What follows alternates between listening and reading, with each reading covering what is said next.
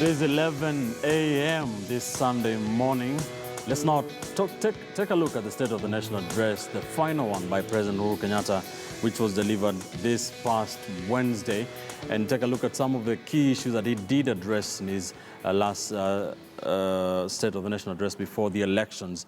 Let's start with what he said about the elections. Of course, barely 5 months to the general election on the 8th of August 2017. And he did mention that the country is indeed ready, talking about the Independent Electoral and Boundaries Commission, IEBC, of course, reconstituted IEBC, saying that it is ready for the elections. Fellow Kenyans, I note, and we all know, that Kenya will conduct its general elections in August this year. Elections are nothing new to Kenyans. We are one of the few African countries that have had regular elections since independence without fail. We are an icon of democracy, a bastion of freedom, and a haven of safety where freedom of expression flourishes, but we must be mindful that democracy is a fragile state and we need to protect it. I wish to assure the nation that my government is committed to free and fair elections. The process of the preparation of elections is well underway. Parliament has passed legislations to improve the management of the electoral process. These include the Election Offences Act number 37 of 2016 to manage election offences, the Political Parties Amendment Act number 14 of 2016 to improve management of the political parties fund, amongst others. My government has also enacted laws to enhance transparency and accountability of the electoral process and enacted the Election Laws Amendment Act number 36 of 2016 and the Election Laws Amendment Act number 1 of 2017. We wish at this juncture to also request the judiciary to ensure that they do not act as a stumbling block to our ability to hold free, fair, and transparent elections on time.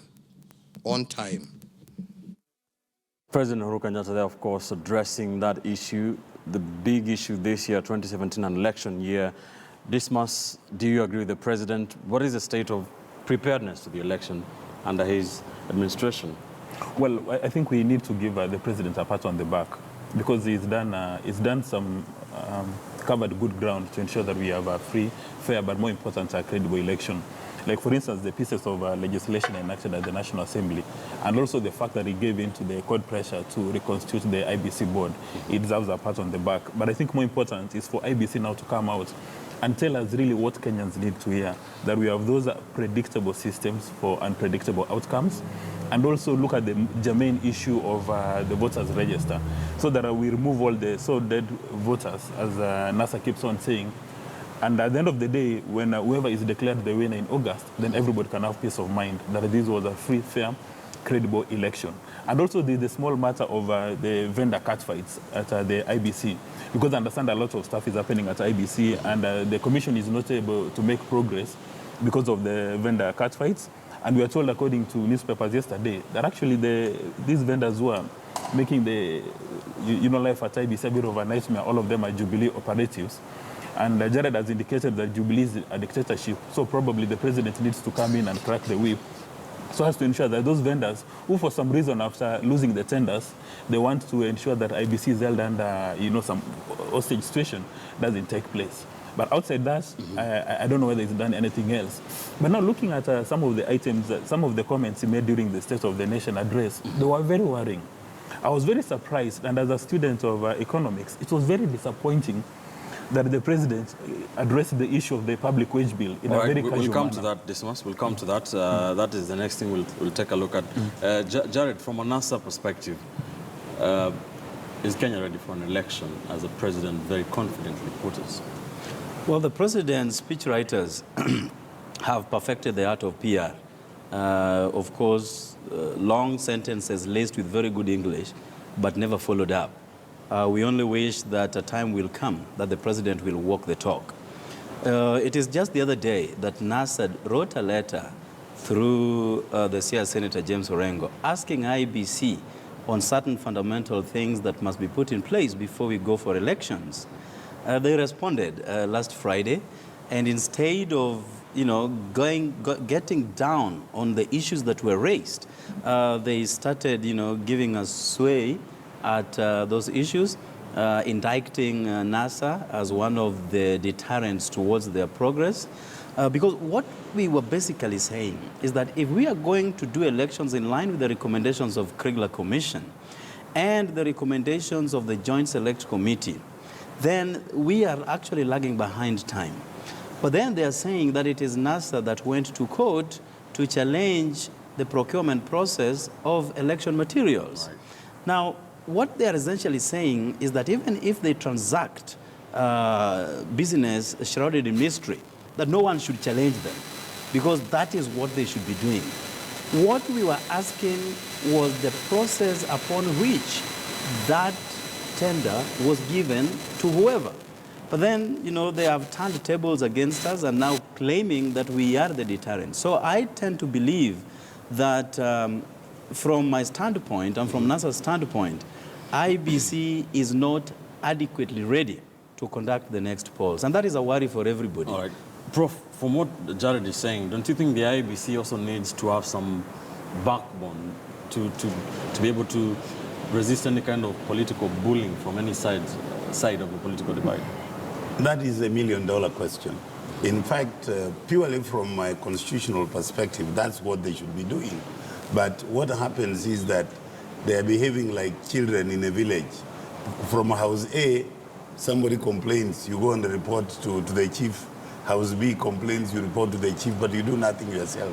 It is extremely important that IBC picks up a framework through which they implement their programs, rather than knee-jerk reaction whenever there is a complaint and finding and passing the blame to somebody else. All right. Now, I would agree with Jared that there is a certain amount of unpreparedness, yes, but I think they have also made significant progress in trying to pick up the pieces from where the Hassan group left.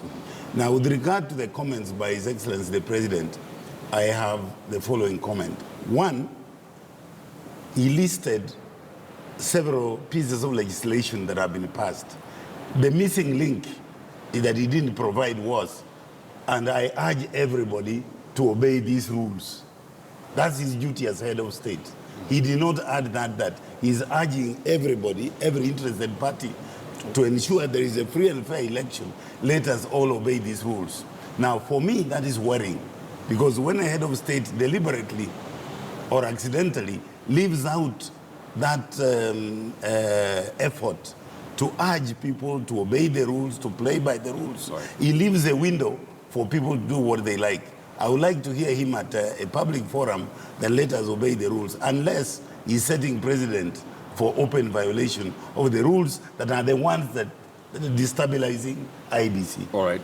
Bonke, what is your take on preparedness to the election? Yeah, you see, NASA being represented by Jared, they have to complain about the IBC because, one, they are not ready for elections. If up tonight, they've not given us who is going to be their flag bearer, do you think this coalition can agree that IBC can manage the general election of 8th of August? I want to assure Kenyans that we are quite optimistic with the IBC. The government has equipped this body with all the equipment they would need as far as the election of this country is concerned.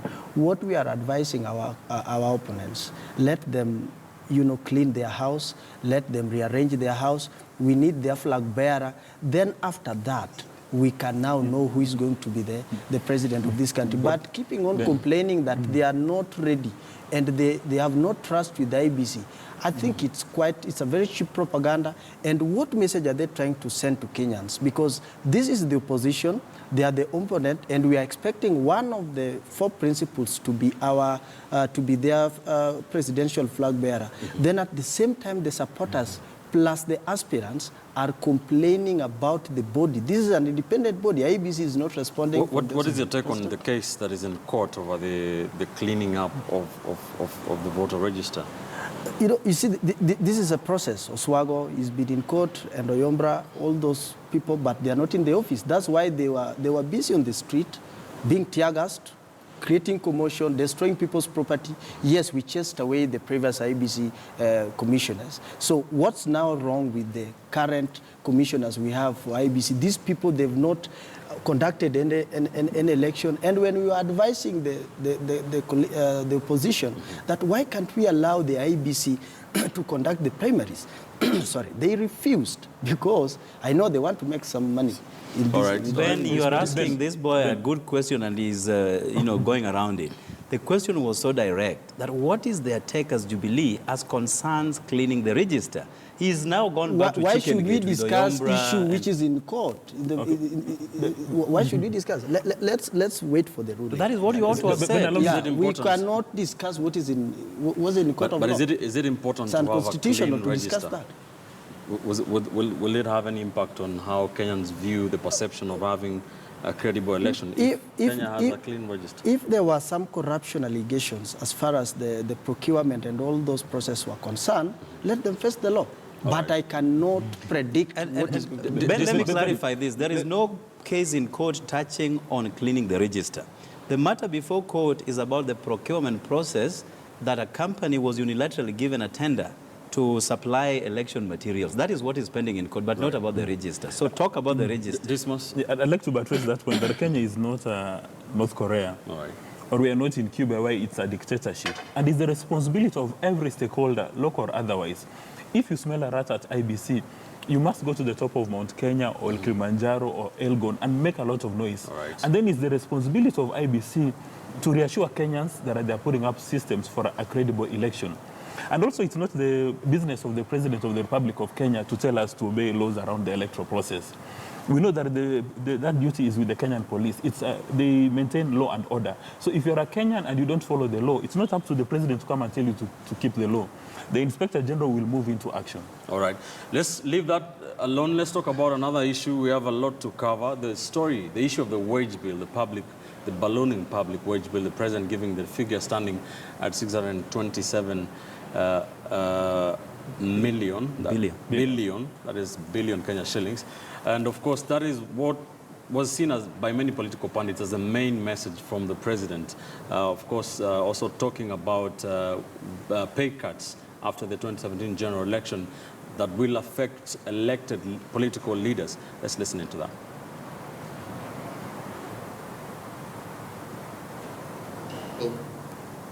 Threatens to destroy our development agenda as a nation. Today, the public wage bill stands at 627 billion shillings per year, amounting to 50% of the total revenues collected by government. This staggering amount is used to pay the salaries and allowances of 700,000 public officers, including those of us who are here today. In simple terms, 50% of all the money collected as revenue from the Kenyan taxpayer goes into the pockets of less than 2% of the country's total population.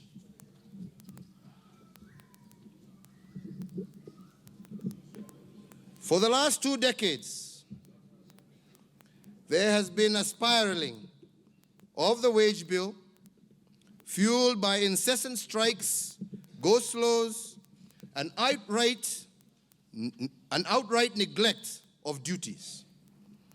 It has denied our citizens critical services, disrupted the normal functioning of our society, and adversely affected our economy.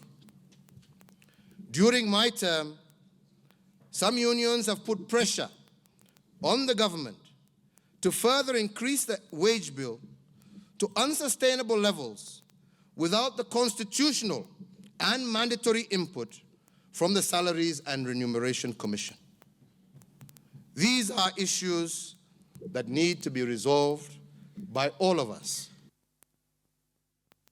Percent of revenue collected by the government going in to pay salaries of about 700,000 state officers. The issue of the ballooning wage bill has been discussed in this country for the last few years.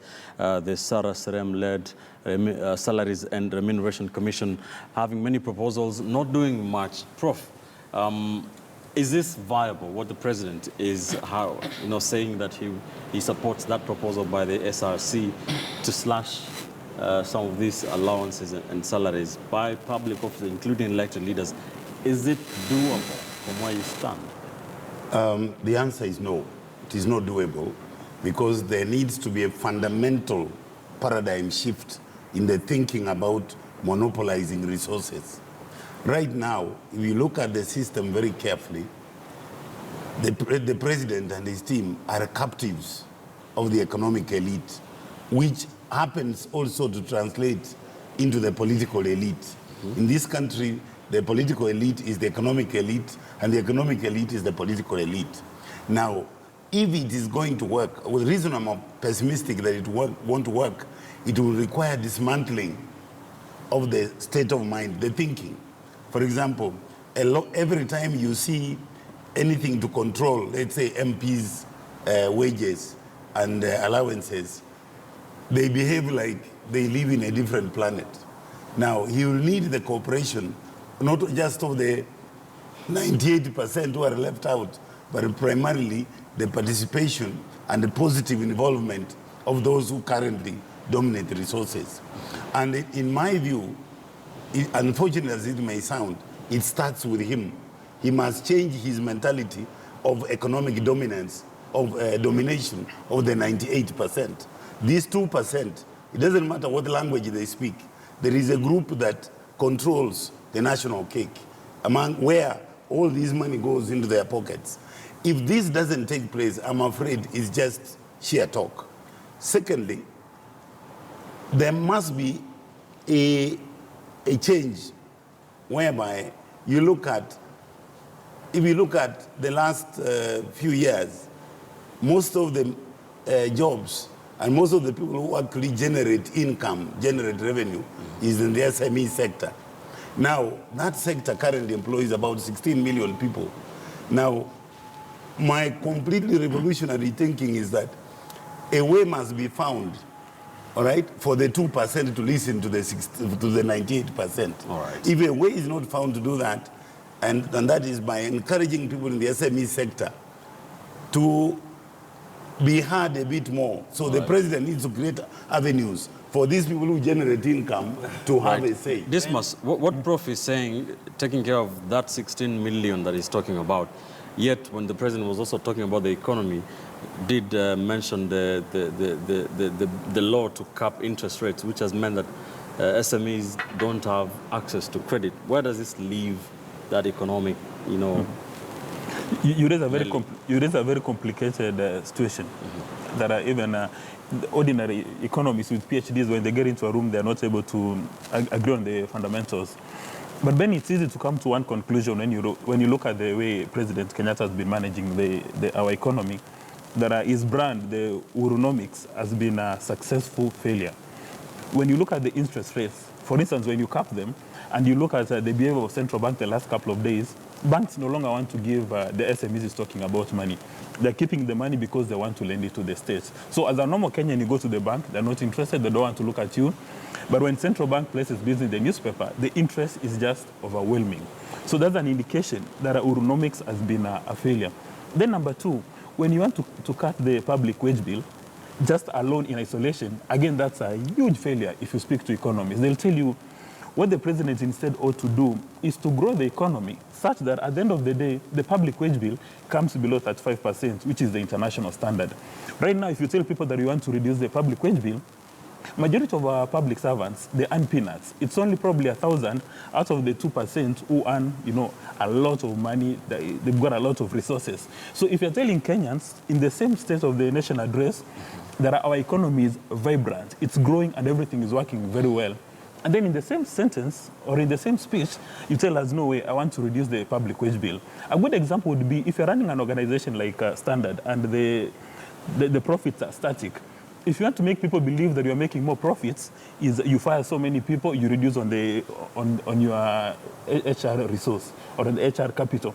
But what the president must do is to grow the economy so that we come from that 50%, we start going down to 35%. So for me, I think the entire address really did not make sense.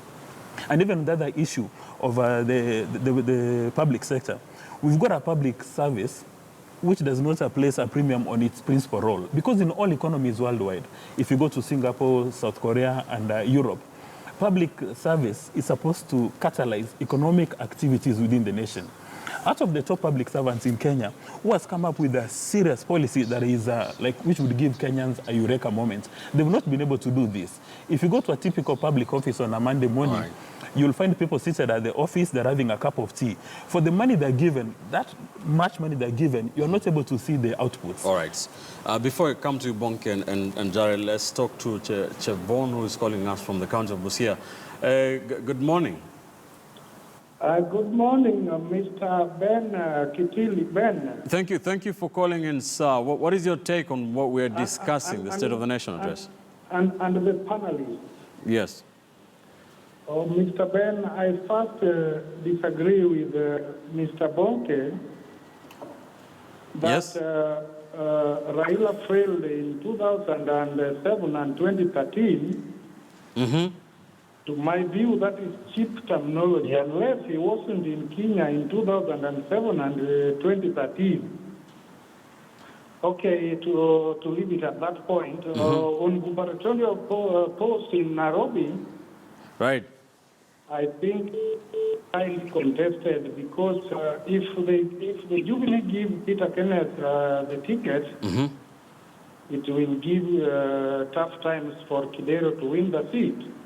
So you're saying you're saying who do you support for the candidature? No, what I'm saying. Yes. What I'm saying is that if the Jubilee give Peter Kenneth the Jubilee ticket, Right. I think Kidero might be having tough times to win that seat because it seems as if Peter Kenneth is development-oriented as perceived by many compared to Mike Sonko. All right. All right. Thank you. And on the side of NASA, I think there are different opinions by the four principles. Why do I say that? I say that because Alonso said in Mombasa that they will create posts to accommodate the four, yani the post for Prime Minister, Deputy Prime Minister, and yesterday Musalia Mudavadi came out and he refuted that and hinted out that kuna joto kati yao. To my analysis. All right. All right. Thank you. To my analysis, I think that means a lot. I may say that each of them feels to have capability of leadership. Yes, indeed it is hot. We shall continue to follow that for you. Thank you. Thank you, Chevon. Let me complete. On the defections from both political divides, I think it creates a lot of impacts to either side. If Kalonzo decides to go it alone, all right, he'll celebrate. But on the other hand, if the four decides to go it alone, it might or may bar President Uhuru from getting 50 plus 1 of total casted votes, which may result to Arira. All right, all right. Thank you, Chevon. Although Bonke disagrees with you, thinks they don't need. but thank you and for touching on the battle for Nairobi, which we shall be discussing a little later on. We were talking about the president's proposal address on wage bill and the economy. Do you think it is possible to slash, first of all, wages of elected politicians? You know, Ben, recently Kenya was... Or was it just cheap re-election campaign material? No. Let me explain this. You know, recently Kenya was ranked the third most developed country globally by World Bank. That tells you the environment of doing business in Kenya it's been considered. Yeah, absolutely. All right. So Kenyan economy is growing. Now, there are some few problems we have as far as economy is concerned. It's good we have an economist, but I look at it from political perspective, from a political point of view. One president had the issue of corruption. It is true that corruption has really affected the economy of this country. But corruption did not start in 2013, or corruption started during now the Jubilee government. It's been there, it's a deceit, it's a curse. So the president is just trying to, to do away with this thing by creating system on how to do away with corrupt leaders. And you can see we have some who are now vying and they cannot get the certificate of good conduct. That is how to discipline these corrupt leaders. And some of them, those who will be found guilty, they will face the law. Now, secondly, there's this issue of strike in this country each and every day. Right. If you start analyzing since 2013 up to date, how many times has NASA gone on street creating chaos, messing with businesses? Hawkers cannot hawk. Our business people cannot do their business peacefully in town. And Nairobi is the backbone of the economy of this country. And when they want to create chaos with strikes which are not making sense, they can't even do it in Machakos or somewhere in Kisumu. They call it the capital city, and they will target when there is a diplomat who is coming in this country to bring money to help our economy. All right. So these are some of the challenges. Now, thirdly, that's why the economy hasn't grown. The issue of yes, it's true.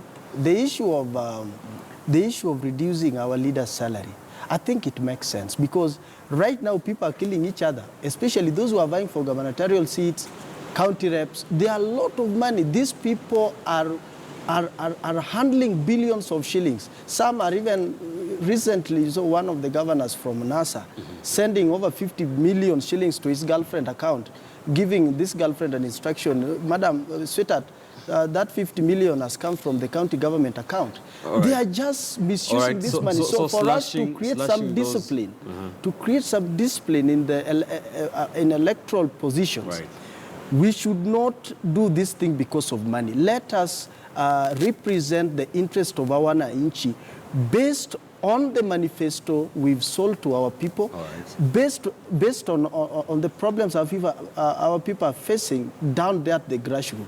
Because, for instance, there's a bridge the president, through the Jubilee government, we've built that connects through President Uhuru Kenyatta, connects people of the main highland to Rusinga, where Mbuya came from. That's where the Honorable Millie Odhiambo comes from. And Amilo abused the president here yesterday, called him all sorts of names, and all Kenyans knows about that. Recently, I was in Wajir. I took less than 6 hours to drive myself to Wajir. And I'm told people used to take like 3 days for you to be in Wajir, but if you're using PSV today, you will take 7 hours. And we've kept our promise. So the issue... Bunke is now introducing alternative facts. Not alternative facts. So, in this conversation. For us, yes, now for us to, we are in the process of, working on the issue of this economy of this country. All right. So corruption should the economy that has grown on 5.9 for the last 4 years, it hasn't quite moved. But Jared, before I come to you, Dismas, Jared hasn't spoken in a while. Is it okay now? Yes. Okay. Well, firstly, Ben, the president's address touching on the economy was a harsh indictment. At the county level, the wage bill skyrocketed from 13.6 billion in 2013-2014 to 30 billion in 2014-2015. So that is not very good news. And he went further to also say that 627 billion shillings is used on salaries for public servants who are a paltry 700,000 people. I mean, representing, less than 2% of our population. So then we can only say that we are having our priorities upside down.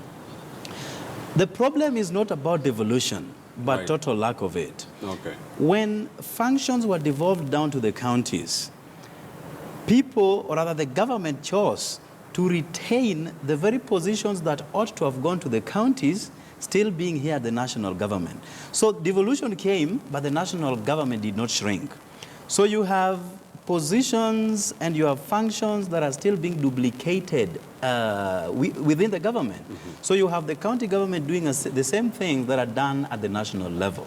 So even before he comes down to reducing salaries of these employees, what he should do is to, cut off this kind of duplication so that we have one person doing a single duty. Right. The other thing, of course, touching on corruption that has taken a huge toll on our economy.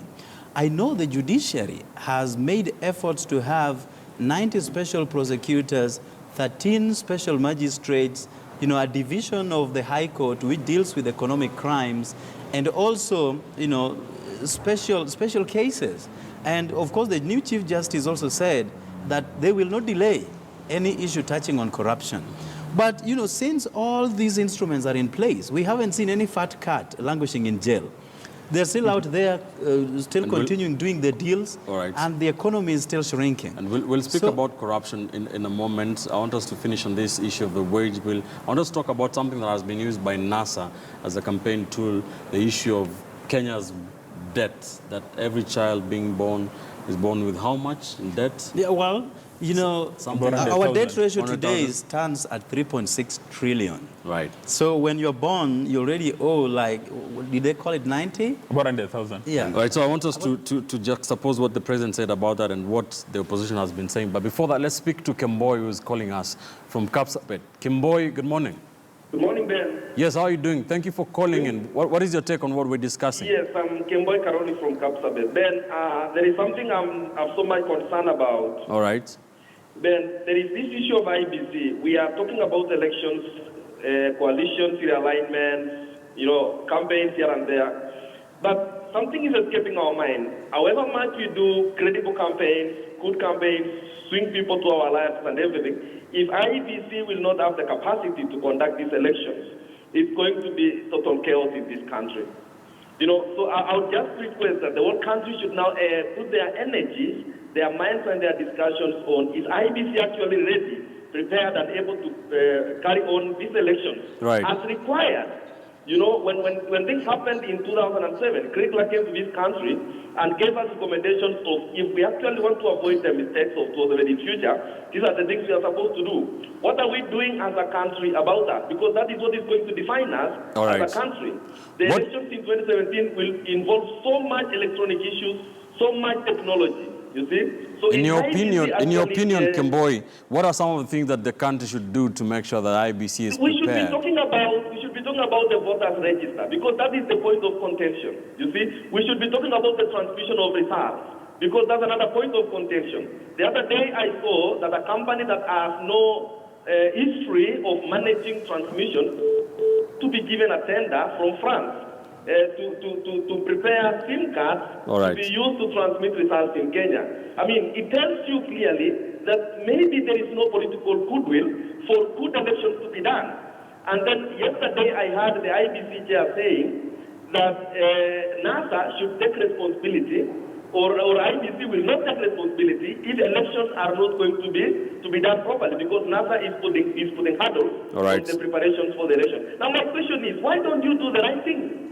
Why don't you do the right thing? Why should you be challenged? Just to do the right thing. Good question. Thank you, Kemboy. Kemboy, they are calling us from Kapsabet.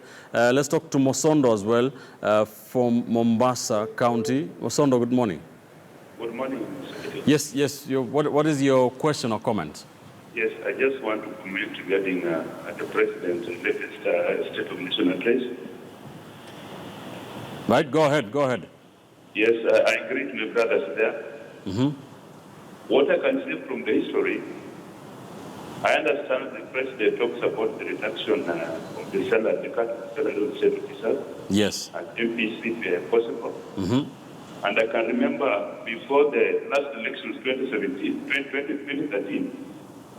the Salary Remuneration Commission had already, they talked about the salaries that MP should earn, and I think it was anchored in the Constitution.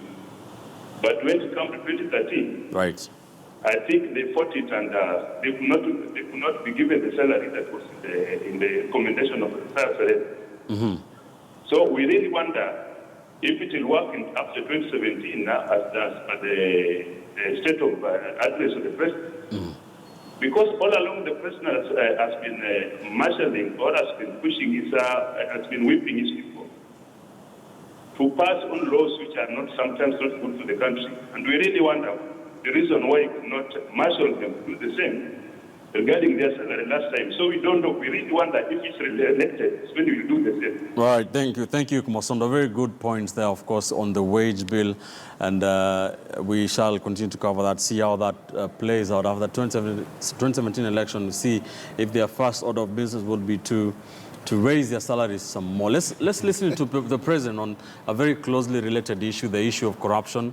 Many have said that the issue of corruption will be a key issue of the 2017 election. It is very very closely linked to the issue of the economy, the state of the public, the issue of the public wage bill as well. Let's listen in.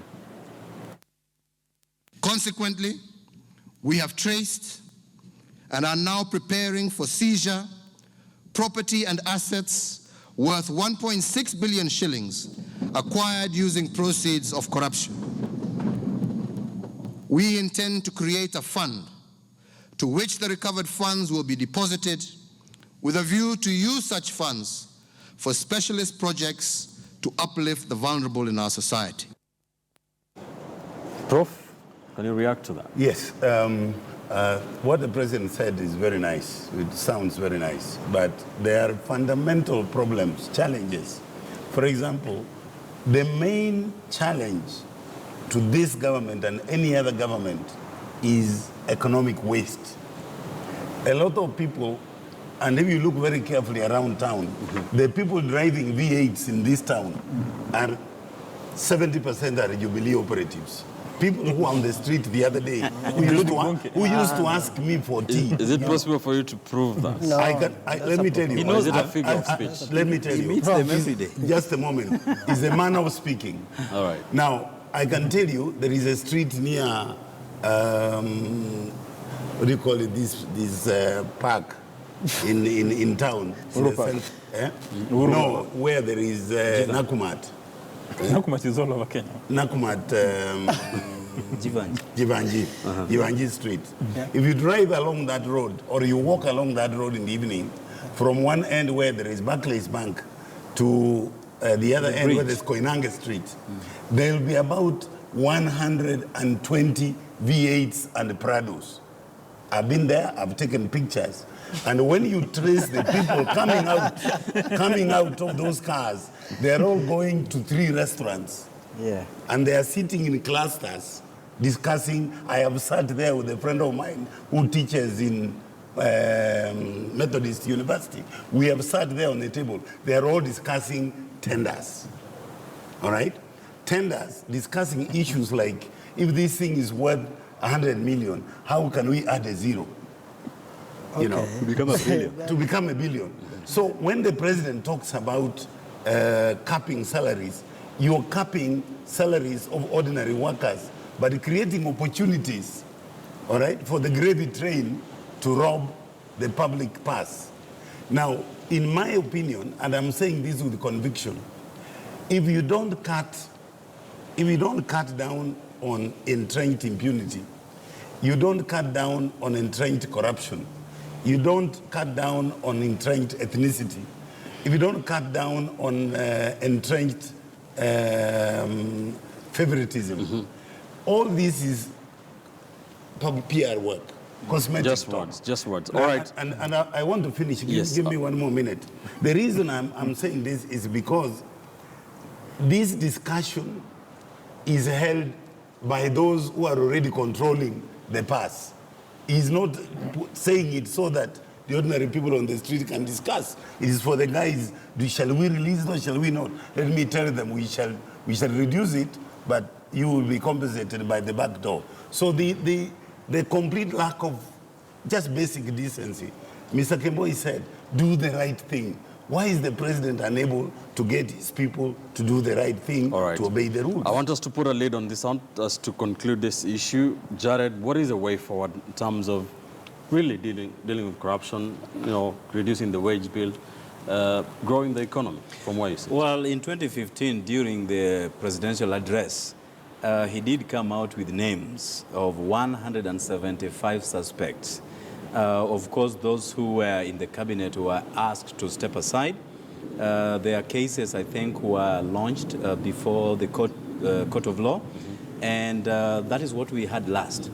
Out of 175, we could only point at the cabinet secretaries and the principal secretaries who are implicated. All the rest, we haven't known them to date, but the president did say that he knew them all by name. But in the interest of confidentiality, he chose not to share their names. So those are the very people who are still out there, stealing from the ordinary Kenyans. The president, as is typical of him, only talks without action. Too much talk, but he settles down to do nothing. So if he can address this issue of corruption, particularly with the people that he already knows, then I think that will create some shivers in those who are still interested. What he also needs to do, as I did say, is to address this duplication of roles, both at the county level and at the national level. Another thing is, I don't think the panacea to address this is to cut back on salaries. If he addresses the wastages within government, then I think that is already enough money to take care of the public expenditures. From an inside perspective, Jubilee perspective, what is the solution? Final thoughts, very quickly. Okay, I wonder why mine is very quickly. Allow me to respond to well, because of time, we need to. Ben, if 70% of VX V8, which is being driven in this town, belongs to the Jubilee, then I think any Kenyan should belong to this initiative. Because who doesn't want to associate with successful people? I want to tell Prof, we are hardworking Kenyans. We work so hard. We cannot create computers to negotiate deals on our behalf. Yet I can bring investors from China to negotiate on their behalf with the government because they can't speak English. Yes, I have to be paid. If I negotiate on my commission, where's the problem with that? If I get 12 million and I buy a VX, that is not a problem. Who wants to drive Probox each and every day? So, Prof, for someone to stand on the street to admire big cars, to take a photo, is asking God, why not me? A lot of brands being flashed around. Secondly, Ben, allow me to respond. Views are his. All the views here. Let me respond to Keboi. Yes. This notion of propaganda opposition is propelling the poison they are trying to install in Kenyans' hearts that IEBC is not capable to conduct nominations should be dismissed with immediate effect. No, the IEBC, the current body we have, they are quite competent, and we are very optimistic that they are reliable.